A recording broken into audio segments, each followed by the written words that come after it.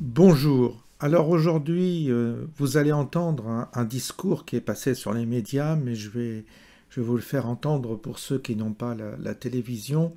Il s'agit de l'épouse qui rend un hommage, l'épouse du gendarme qui a été tué à Mougins, qui rend un hommage à son mari et qui déclame comme ça, elle remercie la France d'avoir tué son tendre époux. Vous allez voir, son message est pour une fois, on a le message d'un conjoint ou d'une conjointe qui est courageux, un message qui porte et qui, je l'espère, va saisir la conscience des Français qui ne se sont pas mobilisés, je le répète, durant les dernières élections pour mettre fin à ce système laxiste qui encourage les voyous, qui permet évidemment d'augmenter l'immigration illégale et qui laisse impunis tous ceux qui commettent des larcins dans notre pays, voire des crimes et des viols.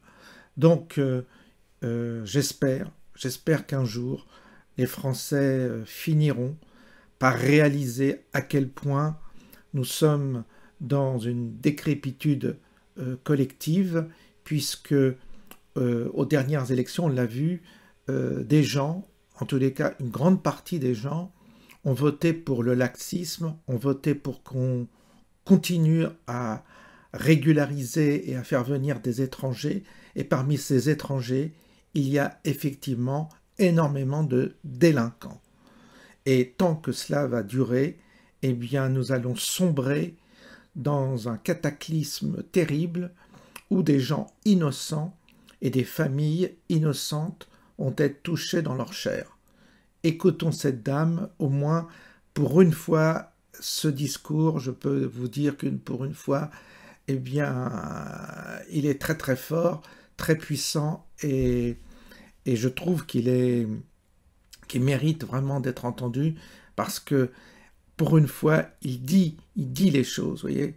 La famille en général se cache, a peur, ils veulent pas être récupérés par la droite, l'extrême droite, mais là enfin, sa femme est courageuse, elle dit ce qu'elle a à dire, et elle a raison d'accuser la France et d'accuser Macron en premier lieu, et tous les cons de gauchistes, et tous les cons qui votent Macron, et tous les cons qui votent LR, il faut le dire, toute cette compagnie de gens qui ont fait soi-disant barrage au fascisme. Le fascisme, c'est ce jeune délinquant qui vient du Cap-Vert et qui a tué un gendarme et qui aurait pu tuer un civil. C'est pas la question du gendarme ou pas, c'est la question que ces gens-là sont des tueurs en puissance et qu'on les laisse rentrer dans notre pays.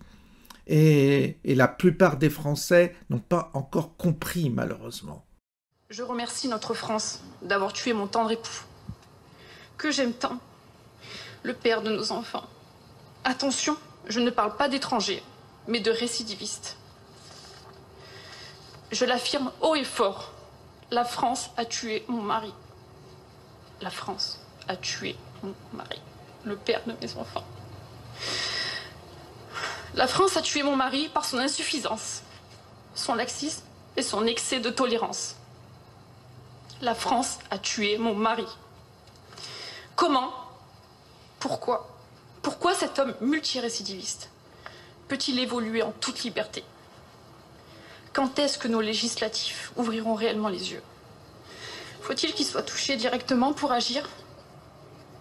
Combien de morts avant que ces assassins soient vraiment punis? Bagne, expulsion, retrait des droits octroyés par une procédure tellement bien faite, et j'en passe. 1981 n'aurait jamais dû exister. 1981 n'aurait jamais dû exister. Quelle est la suite pour ce meurtrier? Déferment immédiat, en attente de jugement.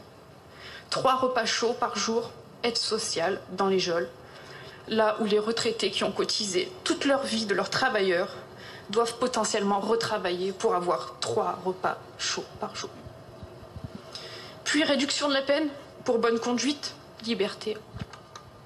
Il recommence. Et nous alors?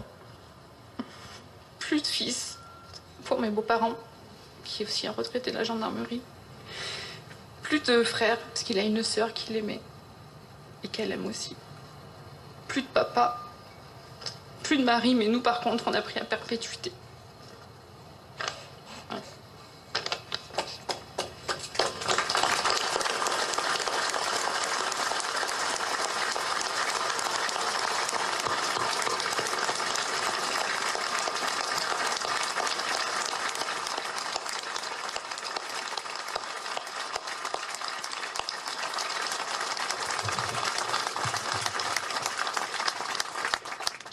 Des gendarmes et des pompiers, mais bien évidemment que la police aussi, je pense à eux parce qu'ils font peut-être pas la même corporation, mais ils sont dans le même métier, ils sont là pour les mêmes choses.